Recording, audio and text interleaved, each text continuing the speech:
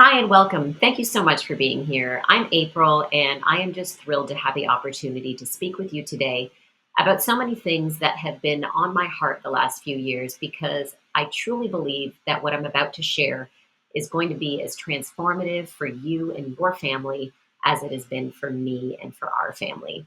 So, before we jump in, I just wanted to give you a little kind of high level overview of the workshop. This first part is really about my story, our story. It's about my family and our journey and some of the bumps that we hit along the way and how we course corrected and the resources that were most helpful to us in that process. So I wanted to share that with you. But if you are the type of person who would rather just jump straight in, I encourage you to go to the end of this first video and watch the last slide. It will just kind of orient you, and then parts 2, 3, and 4 are going to give you some small activities to do. Part 5, I'm going to walk you through some super simple steps and how to create a North Star for your family. And in part 6, I'm going to give you exactly the same steps to create a vision. So, again, just take this workshop, make it your own. There is no wrong way of doing it.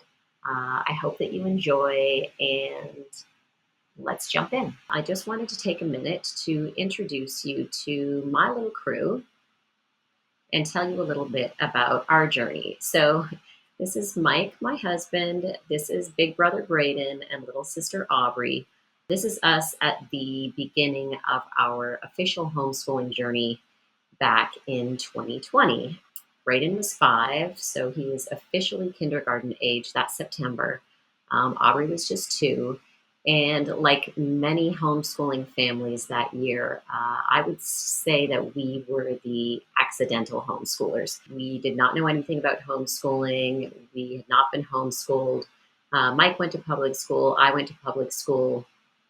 And the only advantage that we had at that moment that we made our decision was that I had been an elementary school teacher in what I would probably describe at this point as a past life.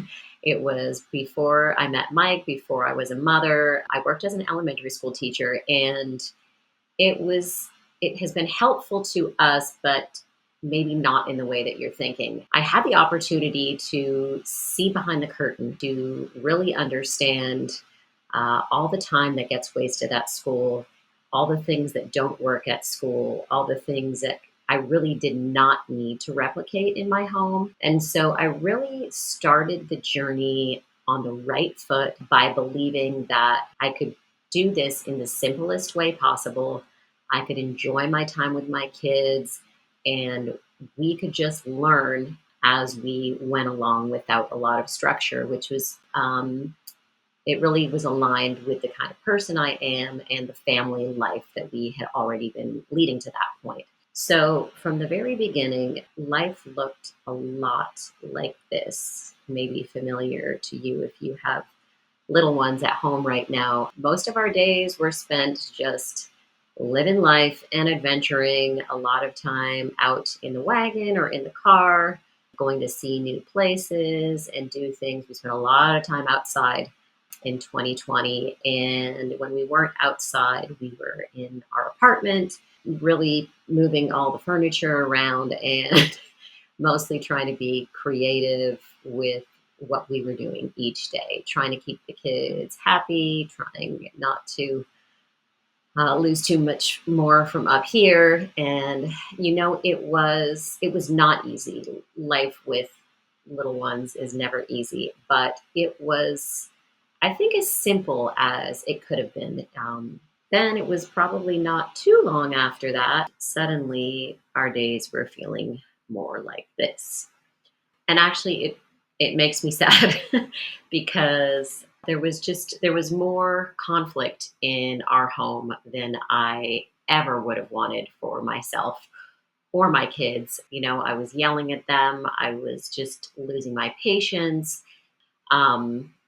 So it was, like I said, it's really sad to me. I look back and I think these kids are so cute. They were so little, and we were going through so much, and we were doing so well. And there was no reason for me to be so hard on myself. There was no reason for us to have any conflict in our home, but that was what was happening. And, in hindsight now, I look back and I see that there were two really clear reasons for the conflict.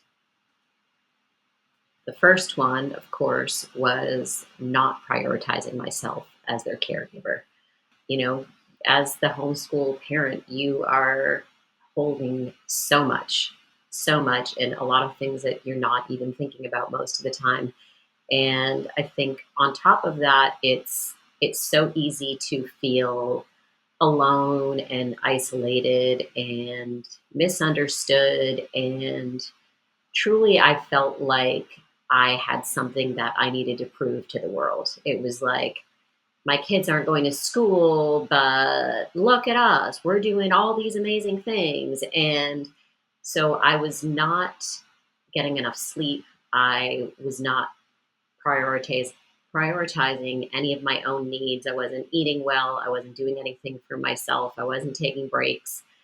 I had the weight of the world on my shoulders. And then at the same time, my son had reached this age where it was like, okay, now he's officially kindergarten age. He is, he had turned 6. And suddenly, we also had some of our friends that were homeschooling who had started sending their kids to school. And it was all these things that were happening at the same time. Suddenly, there was all this noise, right?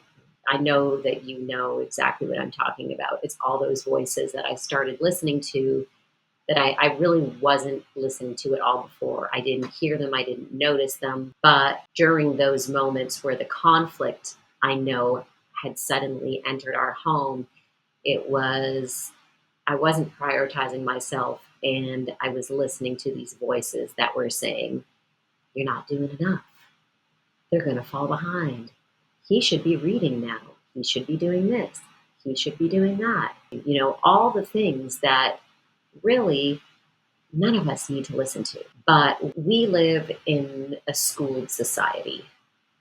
Like it or not, most kids go to school, and most families are living their lives through this school lens. And so the older our kids get, the more we are hearing everybody else talking about what our kids are supposed to be doing.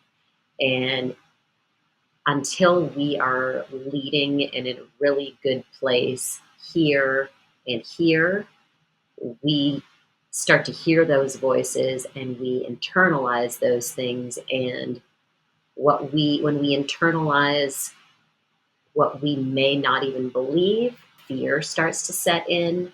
And once we are leading from a place of fear, that fear starts to present itself in ways that we often don't even have control over. The fear starts to show up as these little nagging, voices in our heads that tell us the wrong things and make it really difficult for us to prioritize the things that we really want to be prioritizing most, which is our kids. What I was not recognizing either in that moment was that, exactly this, that the conflict that was in my home was actually coming from an expectation for my child. And I say my child because I only had one that was, school age at that time. But it was this expectation that I had for him that was not even my own expectation. As I said at the beginning, I knew better. I knew that I didn't need to replicate school at home. I knew that I didn't need to listen to those falling behind voices and all that other stuff. I needed to go back to what was here for me when I started. And it was so hard to do that for some reason. I didn't recognize what was happening at the time, but suddenly there was a shift and things really started to change for us. And that's what I wanted to talk about here today.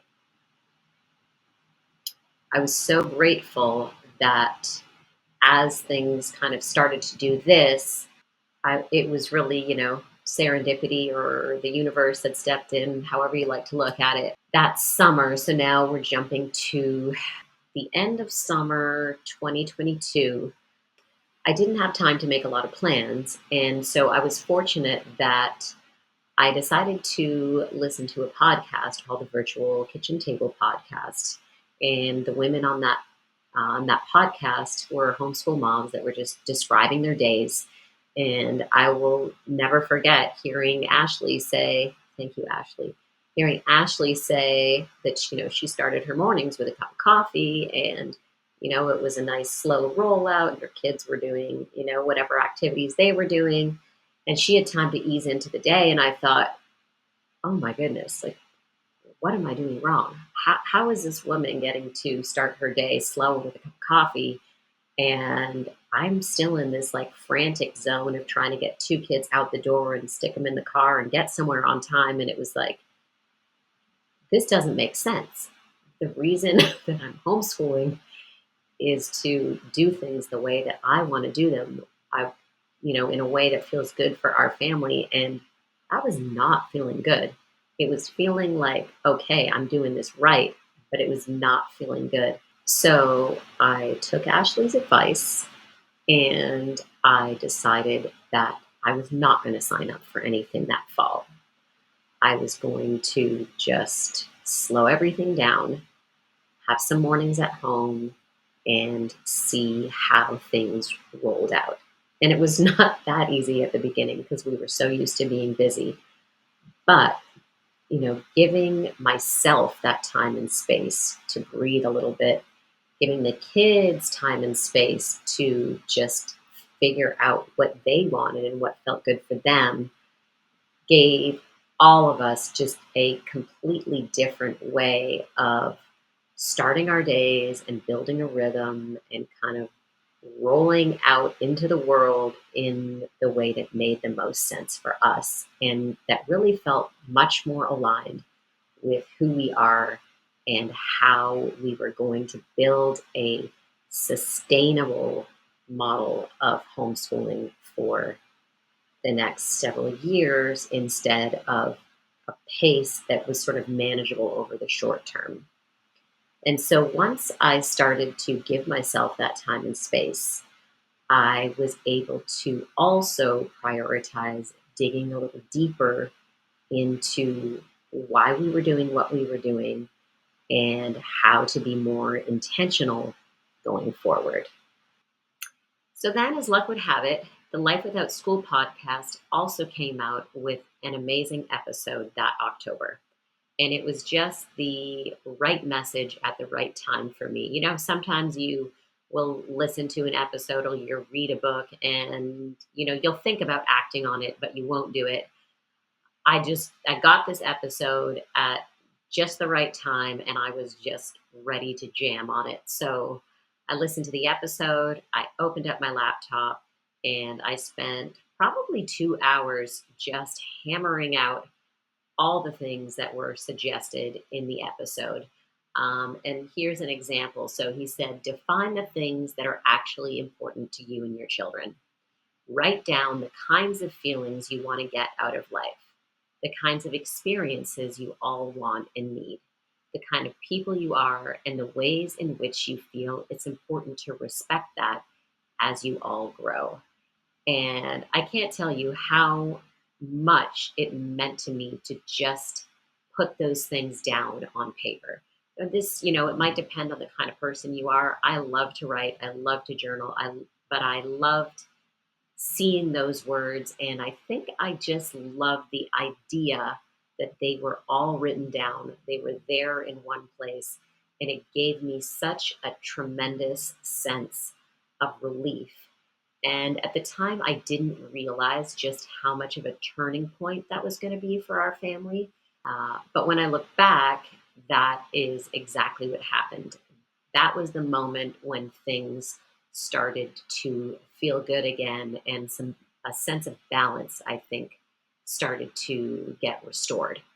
So why am I here now? Why am I telling you all this? I'm telling you this because I've spent so much time in Facebook groups over the last few years. Even long before I started Modern Homeschoolers, I spent time in there looking for answers myself, trying to help other people. And what I realized is that we are just asking the wrong questions right from the get go, right at the beginning of our journeys. We are asking the wrong questions. We take our time to make this enormous decision, and we go from making a huge decision to then saying, how do I start? What curriculum do I buy? And these are taken directly. These are just screenshots right from Facebook. What open and go curriculum is everyone using to teach kindergarten?